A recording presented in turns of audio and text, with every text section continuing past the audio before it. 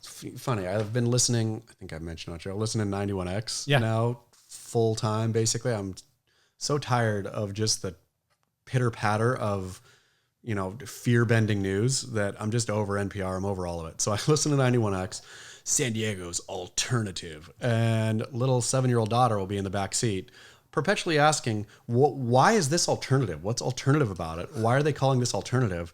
Which is a good question. It's a great question, but it's funny to think about because it was alternative for me, right? It was when I was a high schooler, Nirvana was an alternative to, hair metal and to whatever else was happening, but it was the alternative.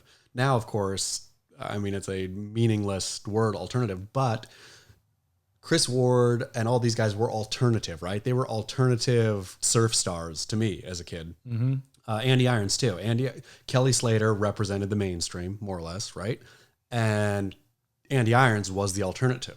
Now, where did you fall? Did you fall in the what Kelly represented, the button down, all this kind of thing, or with the raw Andy Irons? But I don't know in next generation or millennials or whoever comes after the millennials, if that matters anymore, right? If they're like, so if Chris Ward and Chris Davidson and even Andy Irons, I mean, Andy Irons was a champ too, so he will live on inevitably. But if anybody cares about their bad antics, or if it's just like, yeah, so like there were a couple white guys who behaved badly and good, cancel, erased. Right. Yeah. I don't know either. Yeah, and Damien Hardman will live on as a beacon of good work, putting one foot in front of the other.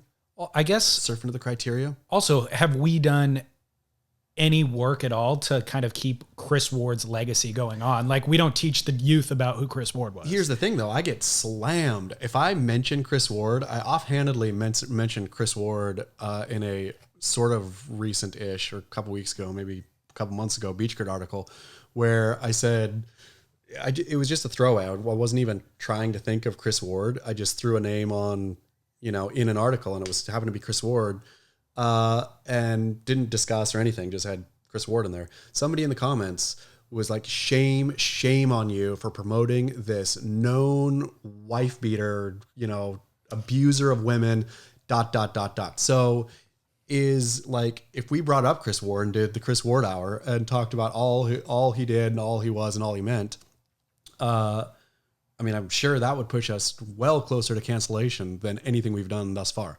And maybe justifiably so, because Chris Ward, the identity that we've talked about of him as a surfer existed before those allegations came out, before he got arrested in Mammoth. But it's also part of what made him, right? The fact that it's awful, and not justifying it. He beat a woman with an icicle.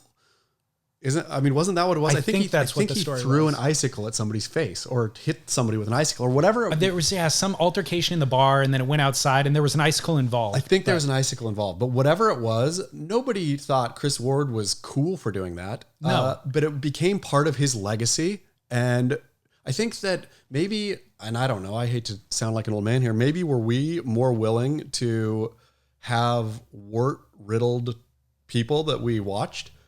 Yes. Like, where now it's inappropriate to even turn your eyeballs to somebody who did something awful. The answer is yes, we were more willing to accept somebody with their faults, but also that was a turning point of my appreciation of Chris Ward. Of course. It was fun when he was just a wild child and I didn't know any of the reality of what was happening behind the scenes. And maybe there was nothing bad, nothing illegal happening behind the scenes, there was a lot of smoke around that fire. Right. Sure. But then as soon as you find out, oh no, a woman filed charges for physical abuse, then you go, oh shoot.